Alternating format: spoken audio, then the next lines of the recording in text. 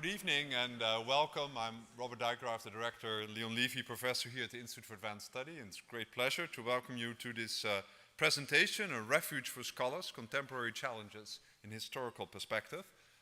It will be a series of short talks and a panel discussion. It's on the occasion of our semi-annual meeting of the AMIAS board. And AMIAS is our member organization, the organization, so to say, of alums of the Institute for Advanced Study, which at this point has over 8,000 members in more than 50 countries.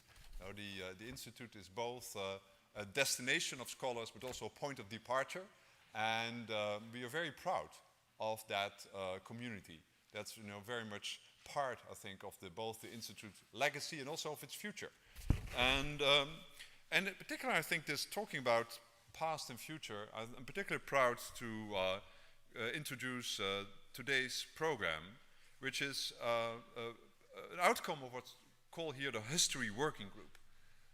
And one way to phrase what has happened is, I like to say, last year when we had the election, I read somewhere that part of the electorate felt that America was gravely ill and needed an experimental medicine. And I think those of them should have read the small print, but if I want to push this kind of biological metaphor, I think we also see somehow of an immune response. And I think you see this, in many organizations, it even has a name, the Trump bump, in memberships. But I think, particularly, we experience this here at the Institute, that, we're being acutely aware of our special role and also our own history. And it was kind of amazing to see that this place where scholars and scientists are being asked to come to do whatever they want and feel that they're most intellectually attracted to, that this was this group which included many of the members, faculty, staff, that I certainly felt, well, we want to learn more about the history of this institution and how through the many decades the Institute has struggled and has been active, whether it's about refugee scholars, about, we lived through the 1930s, we lived to the 1950s, the age of McCarthyism, and in some sense, this, I feel there is often a joke with people say, well, what is your degree of separation to the Institute? And I noticed that so many people in so many walks of life have a very intimate connection with what happened here. But I think in the same way, in that the Institute is a nexus of personal relationships, it's also a nexus of history. And many, many developments, particularly in this country, in the last century, has in some sense flown through or played an important role here on this very, very small campus in the middle of New Jersey. And the outcome of this was multiple, I think. We have had very interesting discussions, presentations. There is a wonderful exhibition that was curated, Scholars Paradise in the World. That's at this moment was in display on the dining hall, and now it's in Food Hall. And there was a series of, I think, absolutely fascinating articles in the Institute letter that were also picked up by other publications. And the good thing is that this is not only brought in a very interesting way the Institute community together, and the History Working Group had participants from all 4 schools. And this is actually an ongoing effort, and 3 of the 4 schools, I think, yes. And so they will reconvene here, some of them will reconvene here this summer to keep on working on this project. And I hope in some sense that the Institute history will continue to be an inspiration for what we do. I do feel, for many of our scholars, that you have a lot of interest in the history of our own field. But somehow having a history, think of the history of institutions, is, I think, equally important. And I think this institution particularly have a special role. So what we'll have, you'll hear 4 short presentations from 4 members of the History Working Group. And then I will be delighted to ask them a few questions in a panel discussion. Of course, also will invite you to join us on this. So the 4 presenters are Thomas Dodman. He's here as a former member in the School of Historical Studies, professor at Columbia. Ian Jocelyn, member in the School of Mathematics, currently member. Aisha Parla was a member last year, and this year you are a visitor in the School of Social Science, and our beloved John Scott, Professor Emerita in the School of Social Science, and they will each from their own perspective shine a light on this very important theme. And again, after they will come up here at the podium, give a short presentation, and then I will ask them to join me in a conversation with you around this topic. So I hope you join me in welcoming Thomas as the first presenter.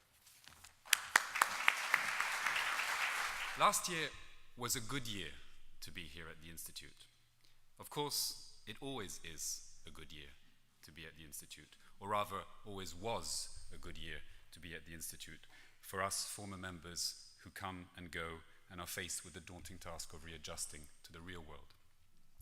What made last year unusual, though, was that the real world came knocking at the door rather loudly, almost exactly 12 months ago, and has kept banging on the window daily ever since. For myself and many of my colleagues, the alarming political events that have rocked this country and many others brought into stark relief the extraordinary and what I often came to think of as the grotesque privilege that it is to spend the year here at the Institute in splendid isolation. Last year was a good year, but it was also an intolerable one that confronted us with difficult questions about how we do what we do and why we do it. It is out of this sense of frustration that something quite special happened. For the first time in its history, I am told, a large cross-section of the Institute's community, members, faculty from all the schools, staff, administrators, as well as friends and neighbors, came together to voice their concerns and debate what should be done in a series of town hall meetings and ad hoc discussions that often started over lunch, chez Michel, as many things here do, and went on late into the night. There was a palpable sense of excitement as we momentarily put down our books and pens, sat amongst ourselves, and discussed what role, if any, the Institute should take in the present situation, what initiatives it might consider adopting to counteract the daily onslaught of discriminatory measures and assaults on scholars, science, indeed truth itself. I remember the energy, the sense of purpose, the modest feeling of being just that little bit less irrelevant. The History Working Group was a brainchild of this moment, a member-led initiative that emerged spontaneously as a number of us realized that one thing we could do as scholars, because that's why we're here, was look at how the Institute had come into being in a troubled world and what our predecessors had done in far more unsettled times before us. A history of the IAS, but written in the present tense, as it were. What we found in rummaging through the wonderful archives over in the library, which I encourage you all to go and explore whenever you have some spare time, was quite stunning. We weren't the first in 2017 to ask ourselves these questions. Quite the contrary. From its very inception in the 1930s, the Institute was caught between two apparently contradictory vocations, two seemingly incompatible visions of its role in the world, yet ones that revealed themselves to be, time and again, deeply intertwined, complementary, and indeed necessary to one another. The first is the one that we all know and celebrate, and that we members eagerly embrace when we arrive here late in August, leaving behind papers to grade and administrative committee meetings, things like that I'm rediscovering, in order to pursue our respective endeavors unfettered by the daily wear and tear of our academic lives. It is a vision of the Institute as a scholar's paradise that Abraham Flexner was adamant about from the beginning, and that we catch a revealing glimpse of in a telegram that he sent to Albert Einstein, then at sea and heading to New York in September 1933. This here on the right. I'm going to quote from it. Flexner wrote, "Have been authoritatively requested to ask you to enter this country quietly and inconspicuously and disembark at quarantine. To make no statement, give no interview on any subject to newspapers. Please keep cable absolutely confidential." Of course, the great scientist did anything but that once he settled here in Princeton, and took up the cause of displaced refugees and freedom of expression during the McCarthy era, most notably, among many other things that he did. And here, these are some of the documents that we found and ended up working with. Here's a famous picture of Einstein with refugee children, and here an interview that he gave on the left, sorry, over here, on freedom of expression, and then on the right, these are the kind of treasures that we find in the archives that give us a kick out of what we do. These are letters sent by random people across the country accusing the Institute of having a communist infiltrated within its ranks and advising them to get rid of him very, very quickly. But the archives yielded much more than what we had expected to find. Parallel to this glimmering blueprint for an ivory tower, there runs another thread in the Institute's DNA, a quite different vision of what its role ought to be, of a paradise for sure, but one firmly grounded in its time, both open to and productive of the world in which it is.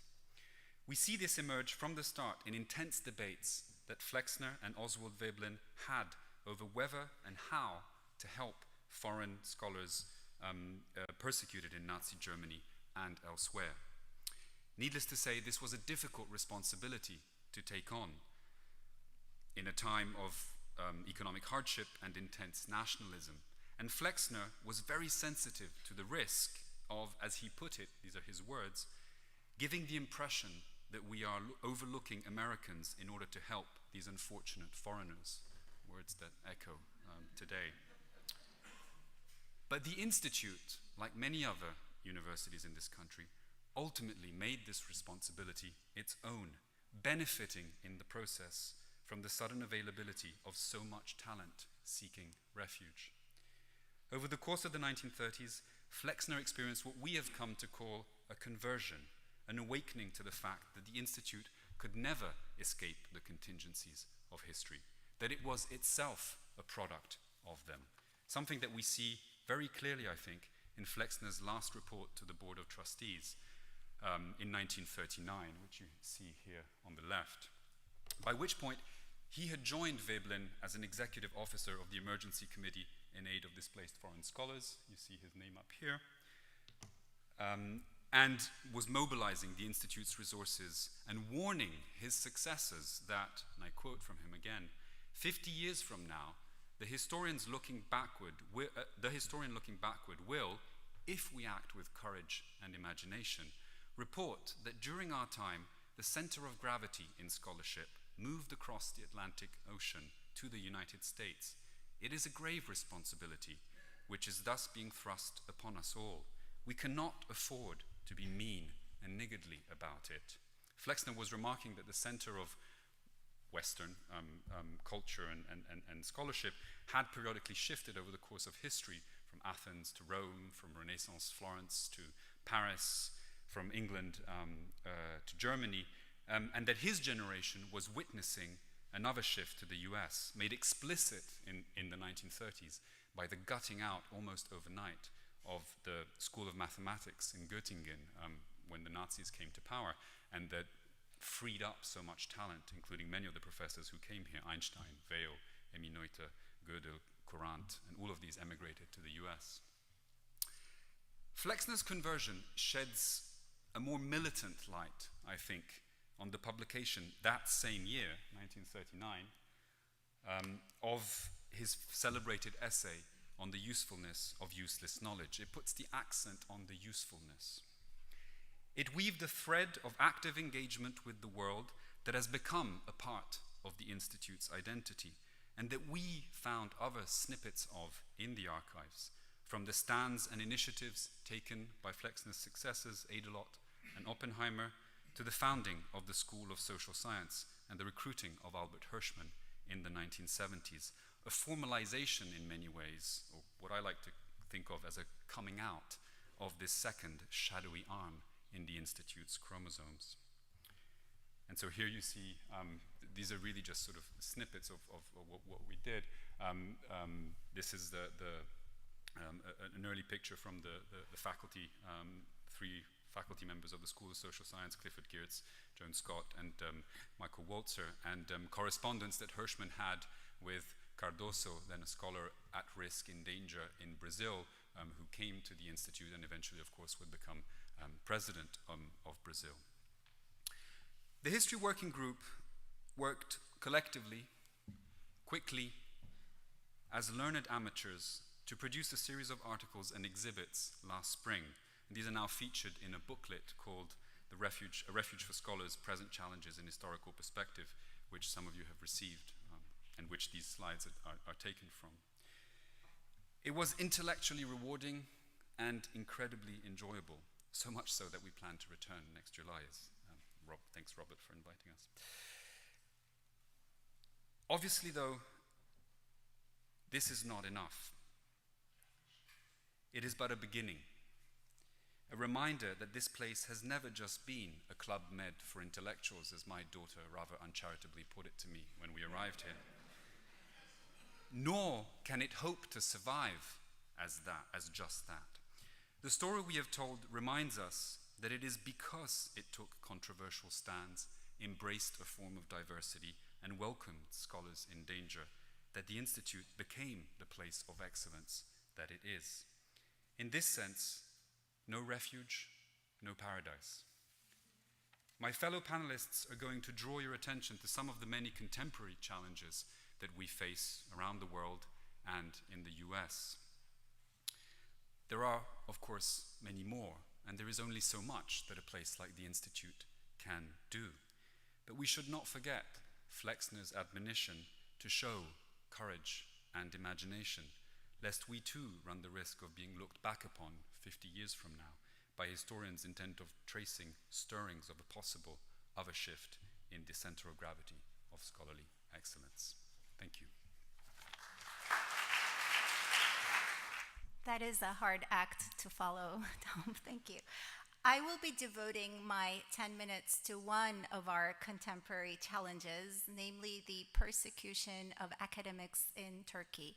Not because Turkey is the only country in which academic freedoms are under threat, as Ian's presentation after mine will amply demonstrate, but both because the scope of such persecution since 2016 and the violations of academic freedom recently called in a letter by the Middle Eastern Studies Association as unprecedented and astonishing, but also because it is a case that I have intimate knowledge of. Each day that I have spent at the Institute, last year as a member, completing my book, and this year as a visitor, working on a new project, has been marked by the rather discrepant mixture of feeling immense gratitude at the privilege of being here and pursuing my research, simultaneous with a sense of unsettling anxiety and concern over the condition of colleagues, some of whom are very close friends, who are either exiled or trapped in Turkey. So, the first slide is meant to give a broad overview of what has been going on since the coup attempt last year. Since the failed coup attempt in July 2016, Turkey has been under a state of emergency. Originally, this was supposed to last for 3 months. Ever since then, it has been reinstated, and now we're under our 5th term of the state of emergency. Let me be guided by sheer numbers here, although I will provide some ethnographic substance to them. The numbers themselves, without much interpretation or intervention, tell a big part of the story. So more than 1,000 people since the failed coup attempt have been fired from their jobs. Close to 100,000 have been detained. Close to 50,000 are currently imprisoned. These people include politicians. For example, the 2 co-presidents of the main opposition party currently are imprisoned. They include journalists, and I think Turkey ranks among the top 3 countries in the world right now in terms of the number of journalists who are imprisoned. They include writers, they include media workers. Lots of media outlets have been closed down, shut down. They include refugees. This is an interesting and very disconcerting example of people who were already refugees in Turkey, who had escaped war from Syria, for example, who were detained, threatened with deportation, and in fact actually deported on charges of having attended Gulen schools, the cleric who was being accused of orchestrating the coup. They include NGO representatives and they include academics. So focusing on the academics, close to 9,000 academics have been fired, a total of 2,000 schools, these include 15 private universities, have been since shut down, all their assets seized. All deans were asked or forced to resign and then went under interrogation to be reinstated. And the people who are fired are banned from public service for life. And there are others who are in prison or face criminal charges awaiting trial. So let me now focus on my second and final slide on the academics for peace. The academics for peace, as they have come to be known, are over 1,000 academics who were then joined by yet another 1,000 academics from 89 universities in Turkey and abroad, who signed what has again become known as the Peace Petition in January 2016. This was a 1-paragraph petition that urged the government to stop state-induced or state security forces to stop the violence against the Kurdish civilian population in the southeast provinces of Turkey. After the petition was made public, the current president, Recep Tayyip Erdogan, went on TV to declare the signatories, and I quote, traitors, illiterates, colonialists, and forces of darkness. Following him, a businessman and a former convict called Sedat Peker, who leads a lot of nationalist groups, also made a declaration that he would be going after the signatories one by one to bathe in their blood. Now, I'll introduce a personal touch here. My son was watching TV when this news was being broadcast, and he turned to me and opened his eyes really wide, as only children can do. He was 12 years old at the time, and he said, "Mom, are they saying all these things because you signed something?" And I said, "Yes." And then he paused for a moment, and I could see the credulousness giving into fear. And he said, "Mom, can you please take that signature back?"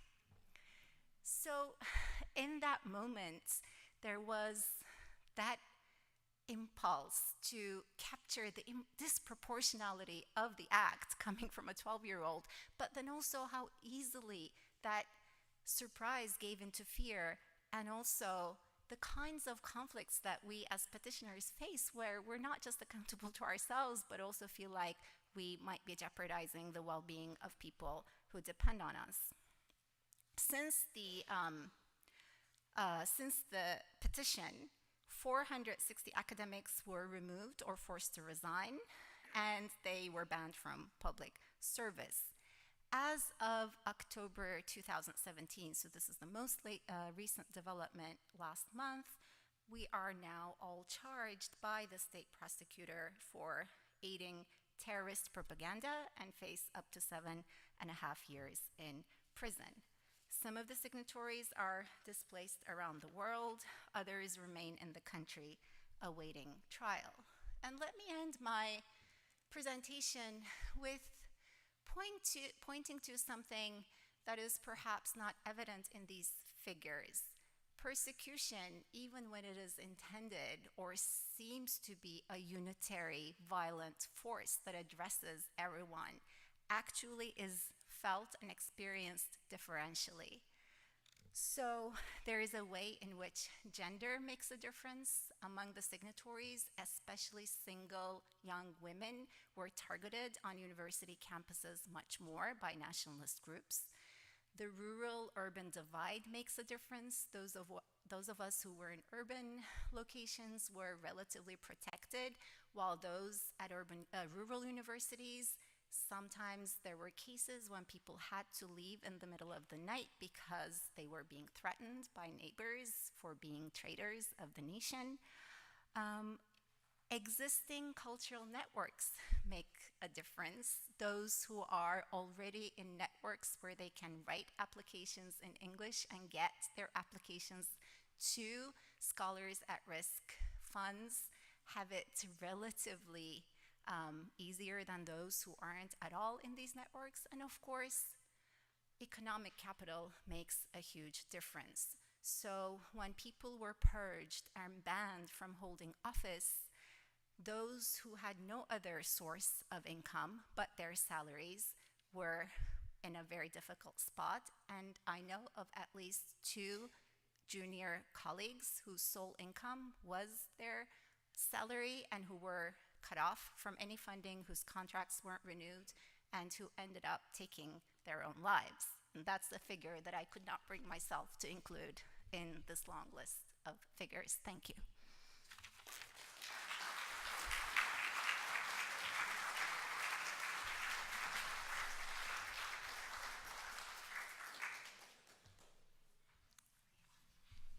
Well, thank you all for being here. As Aisha has just showed, the life of academics can, in certain circumstances, certain countries, be dangerous. And I would like to here give you a couple examples that go beyond Turkey. So Turkey is currently a very worrisome case.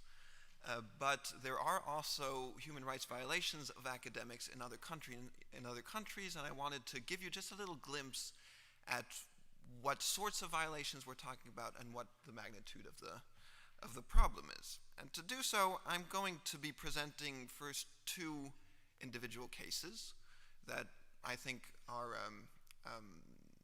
good examples of what can be seen throughout the world, and then give you a couple figures. So the first case that I wanted to talk about is a very current one. It's a man called Ahmadreza Jalali. He is Iranian and Swedish. He's a citizen of Iran, and he's a resident of Sweden. His field is disaster medicine, which is studying how the medical infrastructure can respond to disasters, both natural disasters and artificial ones. He was most recently a postdoc in Italy, a postdoctoral researcher in Italy at the University of Oriental Piemonte. Now, he went to Iran in order to set up a series of lectures that he was asked by the University of Tehran to hold. This was back in April 2016. And while he was in the country, he was arrested under charges of espionage. They claimed that he had been spying for the Israeli government since the early 2000s. He has vehemently denied the accusation, and he's been in prison ever since, supposedly under very harsh treatment. He was in solitary confinement for 3 months in a row. He was denied access to a lawyer, and he was reportedly physically tortured and made to sign confessions under duress. Now, most recently, and perhaps most disturbingly about this specific case, a verdict was handed down on October 21st, just under 2 weeks ago, in which he has been condemned to death for this charge of espionage. Now, this decision is currently being appealed, and there are a number of NGOs, including Human Rights Watch, the Committee of Concerned Scientists and Scholars at Risk, who are trying to petition the Iranian government to overturn the conviction. And we hope that it will, although it is not clear that these petitions can have much of an effect. Now, I'd like to before I move on to the next example, I'd like to just talk about this espionage charge and a little bit more. So he's been accused of spying for Israel. This is a charge that occurs routinely when countries, in particular Iran, arrest academics for their political involvement or for their work. And another possible explanation for why he was arrested, that would be an alternative to this charge that is brought forth by the Iranian government, is that back in 2014, at least, so this, what I'm telling you now is according to Ahmad Reza Jalali himself, back in 2014 he was approached by an official of the Iranian government. He was doing his PhD at Stockholm University, and this member of the Iranian government asked him to spy on behalf of Iran while he was involved in these European institutions. He refused, and a hypothesis for why these charges are being brought against him is punishment for having refused to help the Iranian government in this way. Now, the second example that I wanted to tell you about is that of Santiago Guevara. I wanted to bring up this specific. Let me just note that there are many such examples. There are many academics who are currently being held by governments for some reason or another. I had to choose a few of them. I can't go through all the possible ones. I decided to choose this one because it is different from the case of Dr. Jalali. Dr. Jalali is an Iranian citizen but works outside of Iran, and he was persecuted by the Iranian government for for whatever reasons it actually was. It was for things that were involved with his actions outside of the country. In the case of Santiago Guevara is an economist from Venezuela who works in Venezuela and is currently being persecuted by the Venezuelan government in connection with his work within the country. So he's an economist. He's a professor at the University of Carabobo. And he was arrested back in February 2017 and has been in prison ever since. His trial, he was supposed to be held, I believe, in October. It's been pushed back for the fourth time. And he's being charged with treason against the nation and attempt at rebellion. Let me tell you a little bit about the story of this accusation. It's a complicated story, and I'll try to keep it short and simple, at the risk of omitting some important details. What the Venezuelan government is claiming Santiago Guevara did wrong is that he has been in contact with a general from Venezuela whose name is General Baduel, who was a general under Hugo Chavez, who has lost favor, has been imprisoned since 2008, and recently, in January of 2017, he has been accused anew of fomenting a coup against the current president of Venezuela, Nicolas Maduro. Now, Santiago Guevara was, back in 2015, the thesis advisor of the son of this general, of General Baduel.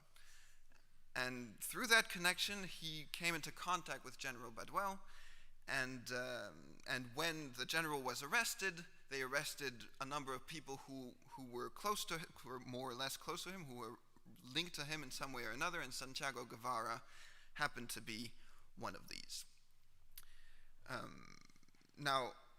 Again, there's another element to the story. In addition to this accusation of his allegedly participating in the planning of a coup, Santiago Guevara is known for writing opinion pieces and writing articles that are critical of the economical policy of the Venezuelan government. He has been regularly writing for a Spanish newspaper that is based in Madrid, explaining that the economical policy of Venezuela, according to from his professional standpoint, is unstable. And one hypothesis for his arrest, which is one that is supported by the Committee of Concerned Scientists and Scholars at Risk, is that this is one of the important reasons for his arrest, was him speaking out against the government. Now, I could go through many more examples, but we have a finite amount of time. Maybe I'll just mention one example in passing because it's very close to home. There's a PhD student from Princeton University just across the golf course from the Department of History. His name is Ji-Wei Wang, who was arrested in Iran while carrying out research for his PhD thesis, and he was arrested in August of 2016. Back in July, he was condemned to 10 years in prison. Now, I wanted to go beyond this anecdotal evidence, let's put it that way, so these specific cases, and tell you a little bit about figures that pertain to the treatment or mistreatment in this case of academics throughout the world. And I got these figures from a report that was compiled by the Scholars at Risk Academic Freedom Monitoring Project. The name of the report, I wrote it down there, is Free to Think 2017. You can find this online. According to this report, the number of occurrences of killings, violence, and disappearances, all grouped together into one collection, is 55. This is for a one-year period from September 1st, 2016 through August 31st, 2017. Wrongful imprisonment totals 83 cases, and wrongful prosecution totals 45.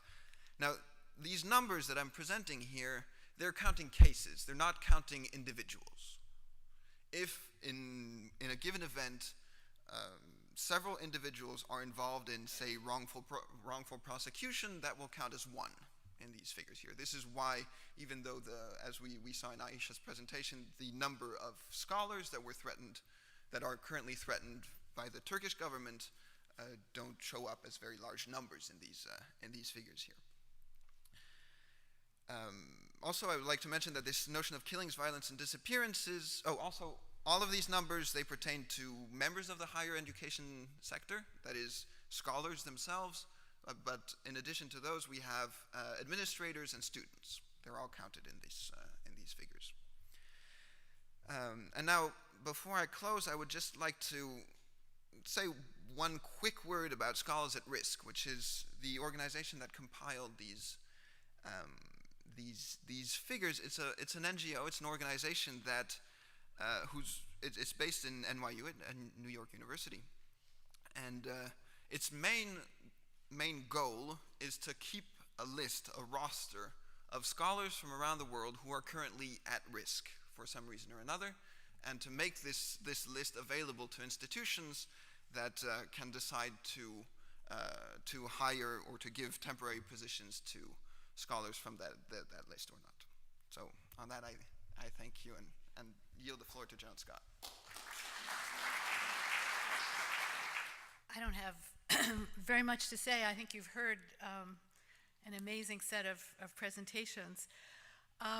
Last year's members, as Robert and then Thomas told you, members, faculty, and staff in all of the schools did an amazing job in reaction to the Trump travel ban.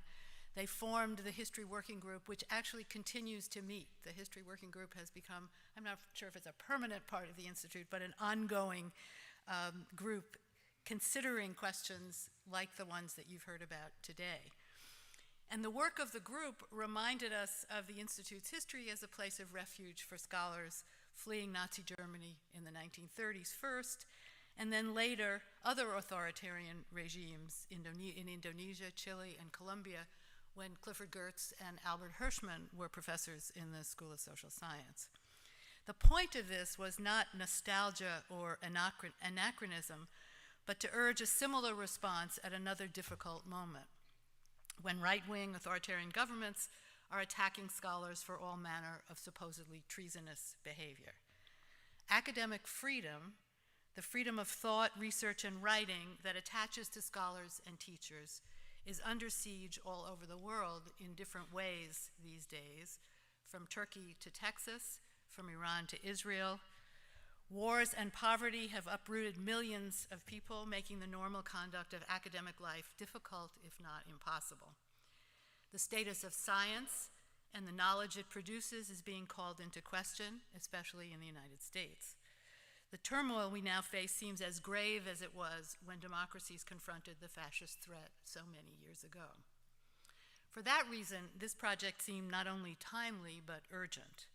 It brought to light what we might call the ethos of the Institute for Advanced Study, founded as a scholarly refuge, an Edenic garden where academic freedom might thrive and the knowledge required for a healthy democracy could be produced. How could we respond? There was much discussion last year. There was, of course, the project, the history project of the working group, which resulted, I don't know how many of you have seen this booklet, but which resulted in this wonderful booklet, which captures what was a beautiful exhibit in the dining hall and now in Fold Hall, but also can be found and seen in this form. But then there was a great deal of discussion about what to do. Could we provide memberships to scholars in exile? Could there be fundraising for this with the trustees, with Amias, with other groups? Could we join, and we did join, the network of scholars at risk, about which Ian just told you? Could we join with other institutes for advanced study? There's an international consortium of such institutes to develop funding and programs of the kind that has been developed by the Alexander Humboldt Foundation in Germany, the Philip Schwartz Initiative it's called, which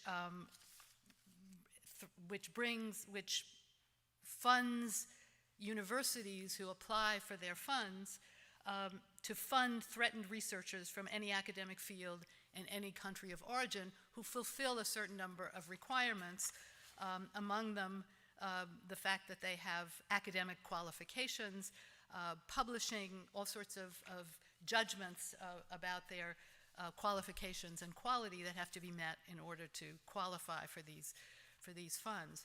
In that regard, some of our colleagues last year worried that efforts to support threatened scholars at risk, would somehow compromise the standards of excellence used as for membership criteria at the Institute, and this seemed to many of us a misplaced worry.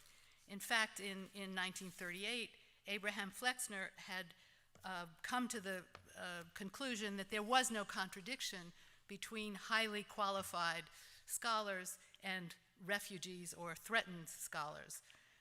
No one was suggesting otherwise. He wrote, I'm sorry for Germany, I'm glad for the United States.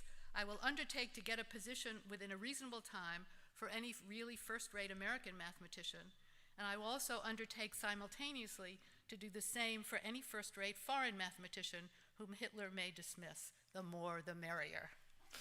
It's a kind of, somewhat interesting tone in all of that. So these are the things that are under consideration now as a result of this project that was launched last year. And I thought one of the things I wanted to add to the discussion today is brought up in one of the slides that Thomas showed you and in this book. It's the moment when Albert Einstein intervened in the McCarthy scourge in the United States in the 1950s. There's a wonderful letter in this booklet which he sends to a teacher who had been fired in New York City, in which he says, the reactionary politicians have managed to instill suspicion of all intellectual efforts into the public by dangling before their eyes a danger from without.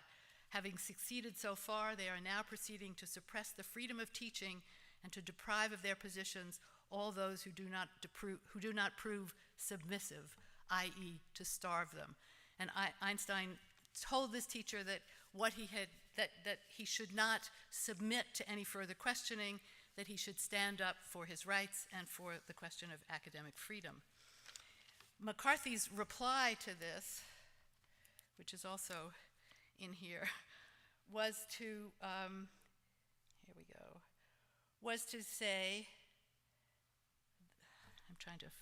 was to call Einstein an enemy of America, a disloyal American, and not a good American, which, as I read that, reminded me of some of the tweets that we've been seeing from our president. And if it reminds you of that, you're not wrong. Because what we're faced with here is not the same as Turkey or Iran, but there's a massive, well-funded campaign in the United States being waged right now, supported by the Bradley and the Koch Foundations, by the Mercer family and the Goldwater Institute, who are looking to undermine and attack the autonomy, the critical work, and the knowledge production of universities and colleges in the United States. I'll just read you some examples from some of these attacks, which are something I think to worry about.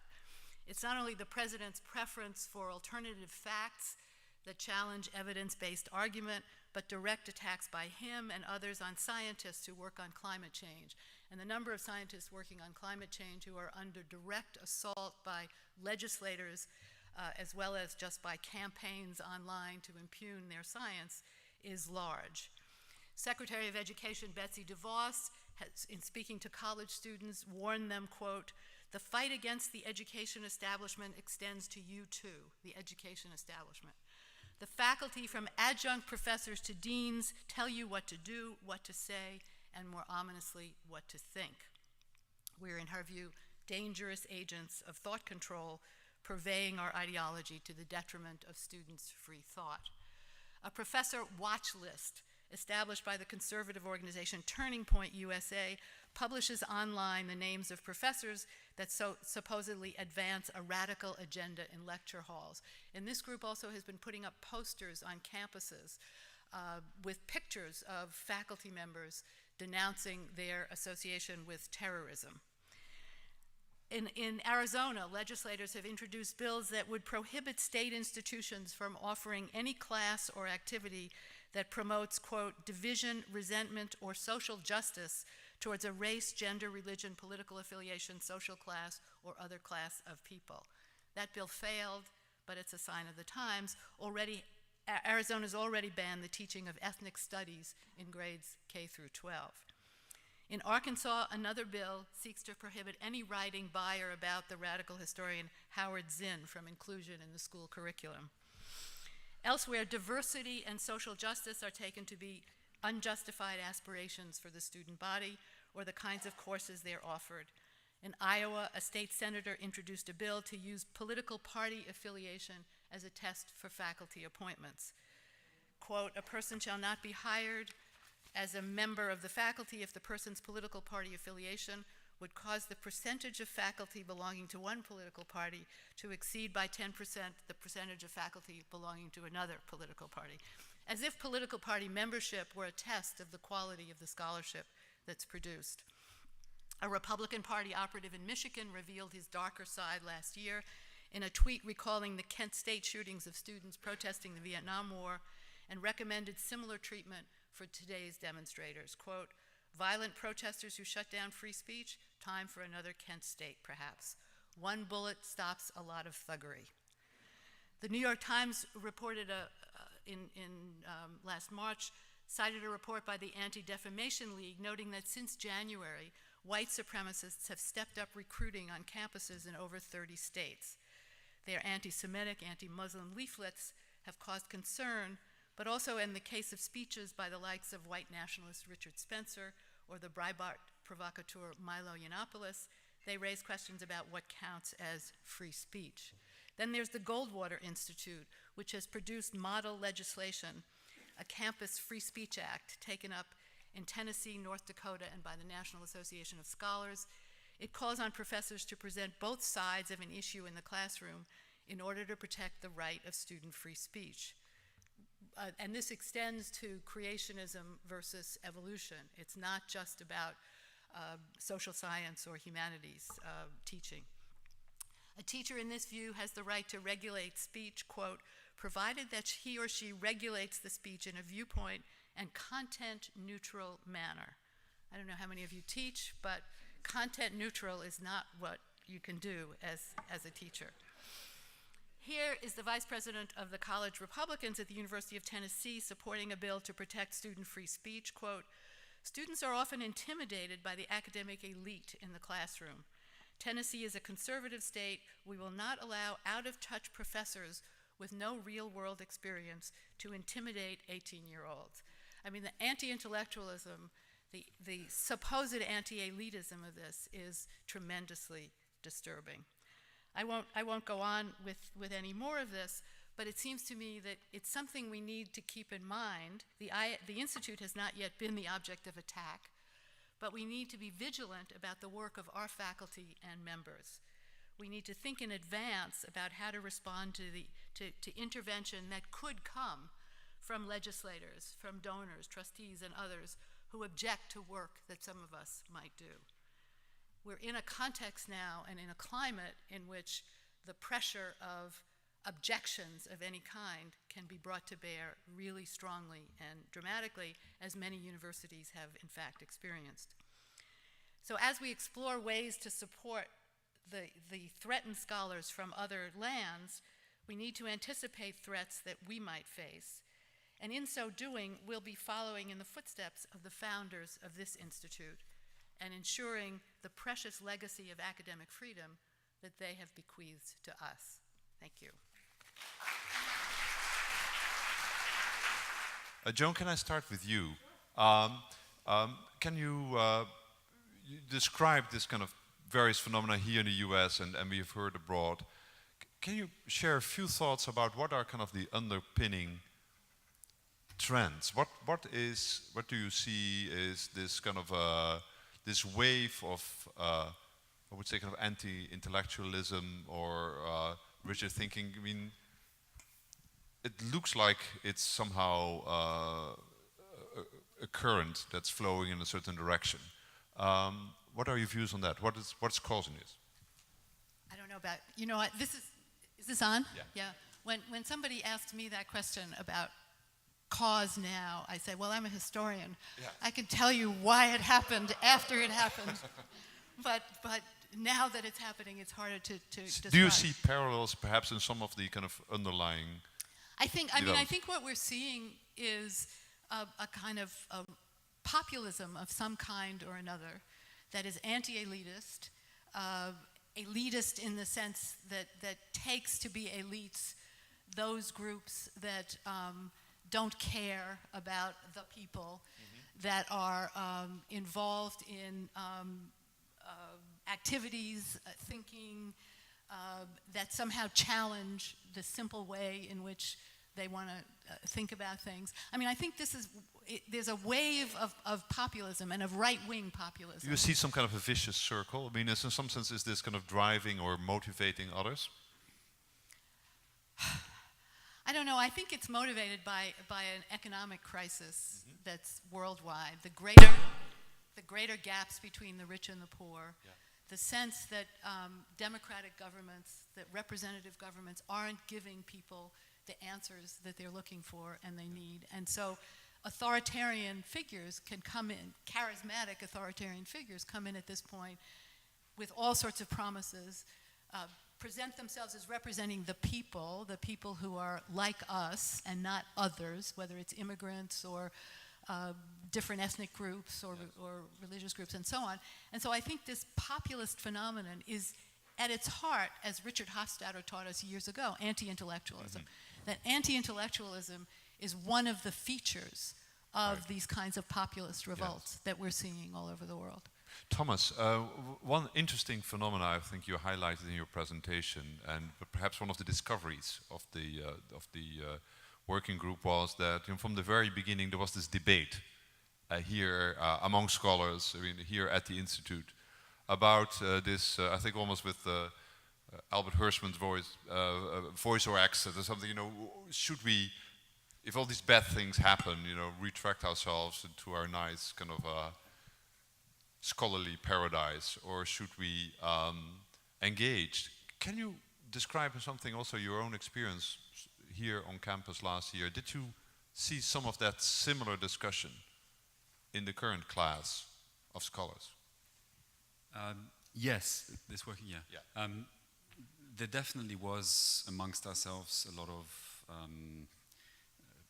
asking ourselves, should we be, we come here and it's a year of bliss where we have time to do our work, and the temptation is very much to just lock yourself up in your office and do your own little thing, as important as it is.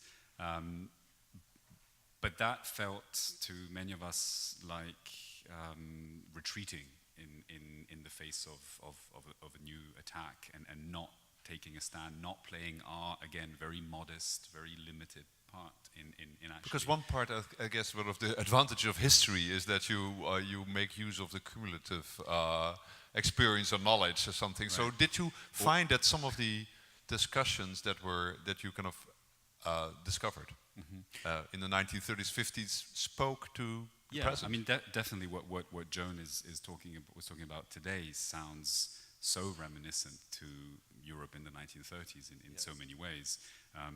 And so there were many parallels. Now when we make those parallels, we also often despair, because the cumulative knowledge is more like a cumulative forgetting from a historian's perspective, because we seem to just be recapitulating things.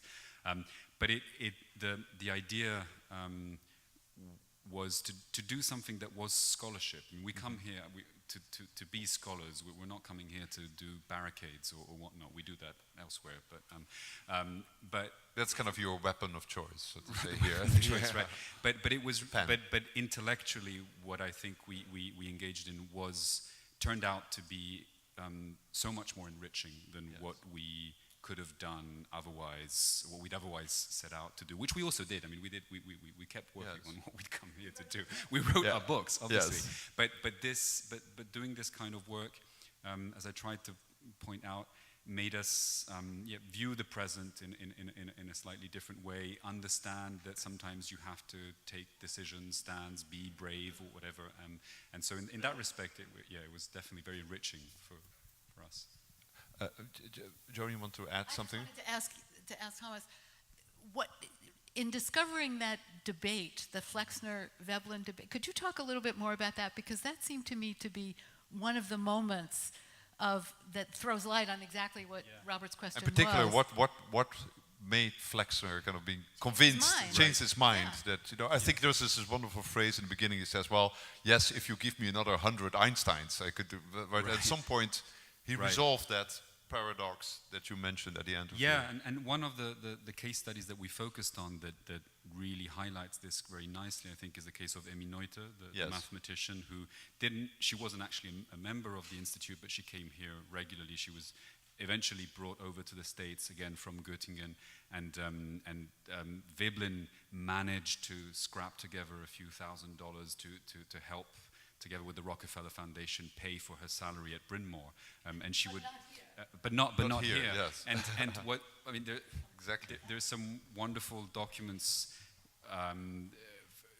when Emmy Noether came to the institute to give guest lectures. She wasn't paid an honorarium, contrary to the 12 other men who had come that year. And I don't know if that that might be for other reasons, but I think you get the sense of the debates, the constraints, the intellectual constraints that were going on at the time. But what was fascinating for me, because I really worked on this case together with Ian, we really sort of worked on that piece.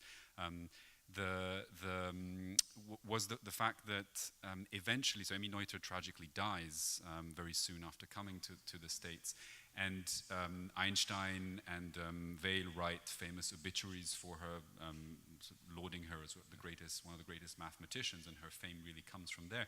And Flexner, a year later, I think in 1935 or 36, just a year after she's died, gives an obituary of his own as a lecture at Bryn Mawr, and he, in the draft of the speech that we found in the archives, he uses the very same language that is then going to appear in the usefulness of useless knowledge. So there, I think you can see really archivally, in a very sort of positivist way, how his own trajectory is occurring. Changed. At first, I didn't feel I could help Emmy Noether. We didn't have the funds to do it. Eventually, Veblen convinced me. I gave him a few $1,000s to do that. And a couple of years later, he comes to realize that Emmy Noether was a stand that the Institute had to make, and that was part of his own coming. His own thinking, his so you own can actually thinking, reconstruct it. his own conversion, as we're sort of calling it. Aisha, I want to come to you because you are clearly sitting here in a completely different capacity because this is actually happening to you. And so I want to talk about, you spoke so vividly about the situations where your colleagues are and the really tragedies that are happening. On the other hand, this is kind of more scholarly perspective on this, and you're a scholar too. So can you say something about kind of the tension between the immediate urge to help and help, I would say, fellow human beings, just white scholars, and on the other hand, the kind of distance that invariably comes, but perhaps also certain insights from a scholarly perspective. And how do you combine these 2 points of view, so to say? That's a great question and not an easy one, and I'm afraid I might have spoken a little too vividly for my taste. I like to control my emotions more in public, but it is a difficult task to be speaking about an issue that, and you capture the paradox right there. On the one hand, it is very personal, and yet, on the other hand, I still want to retain a certain scholarly distance to it, and sometimes those things aren't easily reconcilable. For example, last year at the meeting of the Anthropological Association's discussions, we were talking about various ways in which the persecution of academics in Turkey could be widely advertised and circulated. And that was exactly, that paradox was something that I think a lot of us who are located already in the United States, and therefore already with a certain distance and privilege, and perhaps already evidence of certain pre-existing networks of cultural capital, are already distant from those who are trapped there. Yes. So I think one way of going about it is precisely to address this question that has been coming up constantly about whether persecution or being a refugee is a compromise of excellence. Yes. And I don't think that is necessarily the case at all, and there are ways of thinking about that dilemma, but without thinking about them as oppositional things. And I think one way is, as I've tried to highlight at the end of my talk, is to precisely think about different kinds of precarities, that even this blanket indictment against us all actually is lived differentially across gender and class and location and so on and so forth. So I would say that's my critical perspective on the situation that I have as a scholar, and yet I'm, of course, involved in it at a very personal level. So if you also look at what's kind of happening here, which, we're very proud of this, but clearly, this is just a small institution, a small number of scholars, a voice, could be crisp and clear, but not very strong, perhaps, in a very large world. So also, I think, thinking in terms of yourself and your colleagues, what do you feel in some sense, perhaps in a practical, but also perhaps more in a kind of symbolic way, are the kind of things which are most effective? Or just in your own experience, what do you feel when something what feels right from your perspective to do in that particular situation in Turkey? Oh, I was just going to say something much more general. Any expression of solidarity, I think, is tremendously important. Expressions of solidarity that come in the form of actual monetary contributions, and that has been done, of course, but also expressions of solidarity that are much more symbolic, that these people are being heard and that people are aware of what they're going through. That's the kind of thing that I think is exactly what people need to keep going. Yeah. Yes, there have been a lot of international support, and their efficacy is demonstrated by the fact that in this indictment, those people, the international supporters, including some people from the Institute, are cited as part of the international smear campaign against the Turkish state. So we know they've been effective. They have found their way into the indictment. Yes. But those kinds of solidarity petitions are also tremendously useful. I think Tom was referring to something very specific, an event we had at the Institute, the film series, where we have screenings open Yes, to the public yes. of films that are directed by people from the 7 countries, the banned countries, and I Yes. think that's a wonderful kind of... Yes. Yeah. Ian, I want to ask you, I mean, it's easy to see kind of metaphors with the past or something, but you know, there's one striking one that, you know, if we think about what's happening in some other countries, that, you know, I would say there's a similarity with the past, but up to a minus sign, in the sense that now this country is not the opening, welcoming country, and this institution is in some sense on the other side of the equation. You know, we might be making gestures and inviting people, but in some sense we are exactly in a country which might not allow us to do so. So how should we deal with that? Yeah. I don't know. No, so it's okay. That's so a good answer. No, it's a very important question. It's true that the response in this country has not been, let's say, as pronounced as in other countries. Here I'm thinking more of European countries. So Joan mentioned the Humboldt Foundation and, Right. and what Yeah. and the Yes. brilliant work that they've been doing there. In Germany, Germany has also been much more open than the United States in taking more refugees from Syria and other places in the world. Now, that being said, it's true that if we want to act on a practical material level, we need, in some respect, we need help from the institutions, from the government, and from the culture that we have over here. That doesn't stop us from doing what Aisha was talking about earlier, which is to raise awareness about this. This is something that we have complete freedom to do. I'd also like to point out that the problems that that currently happen in the world, the cases that I was talking about, this is not new. There was one of the organizations that takes care of raising awareness for these things is the Committee of Concerned Scientists, Right. Yes. which was very active in the times of the Soviet Union of dealing with human rights abuses by the Soviet Union back in those days. So, right. So, learning from and back then, it's not like the United States was opening their arms to people from the Right. Eastern Bloc. This was not something that was being done, Right. and yet a lot of good work was Just by was done. voicing this, Just yes. by Yes. voicing and by having as much contact as we can with academics from these places. And so. I also want to kind of basically all of you, and then just and then I'll come to the public here. In the sense, you know, what can we do? Now, clearly, you know, as I said, our first weapon of choice is the pen and our minds, and going into our own archives and bringing this alive.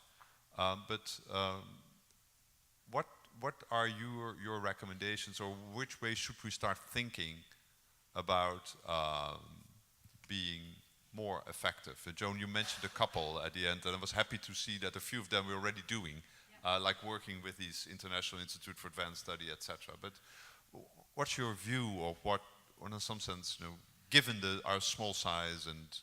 I think we could do a bit of local fundraising, institute fundraising, to fund a couple of memberships of Scholars at Risk. Yes. I think that was proposed last year, and I think that would be a small gesture, but one that would enable all of the schools to, if somebody comes along who meets the requirements, to take them in.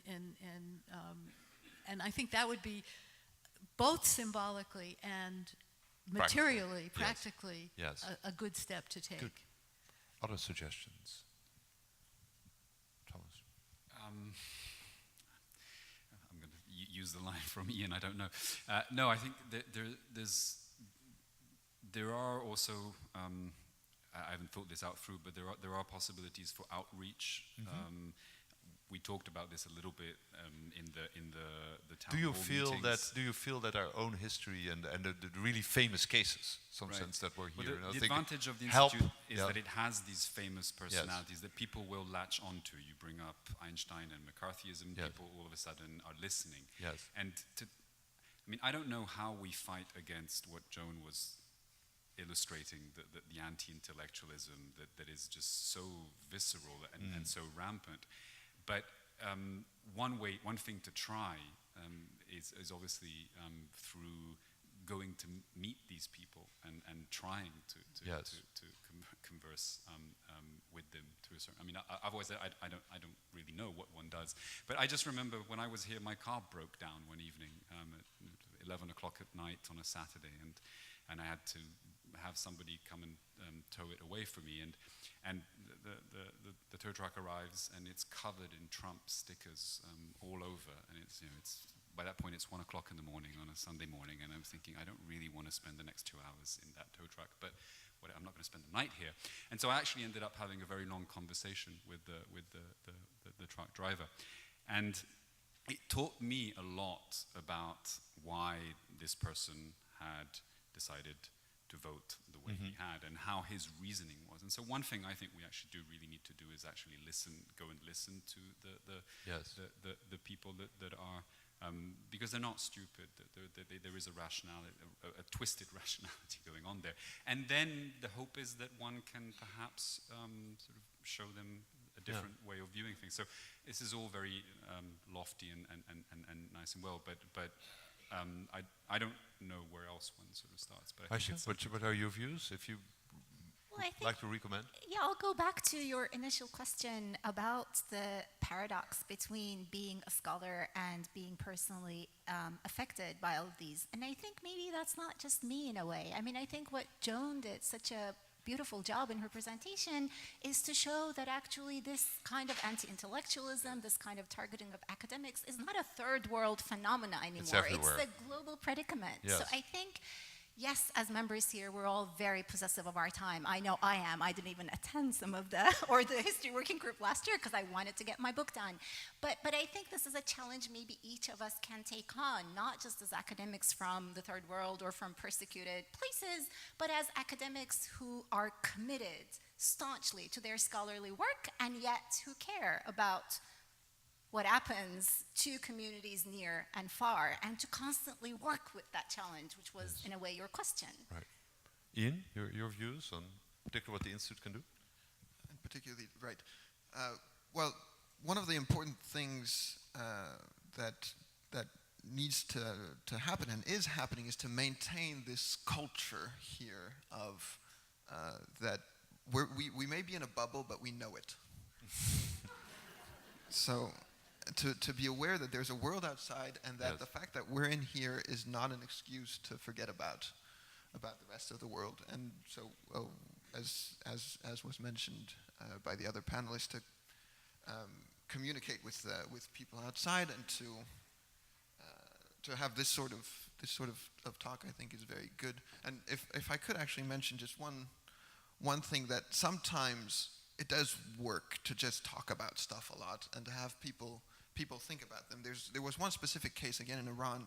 I'm sorry I have to talk a lot about Iran. They seem to be on the negative end of the spectrum in this respect. There was a PhD student from Texas named Omid Kokabe, who was arrested, I think it was back in 2011. And after a lot of lobbying, a lot of discussion back and forth between NGOs, the family of Omid Kokabe, and local and national government in Iran, he was finally released. For health reasons, he has kidney cancer. It's a terrible situation, but he was released. So they're keeping our voices up is something that we can do. I guess that's certainly a point IC also made, that basically not speaking out is actually also a statement, right? Sounds very clear and loud.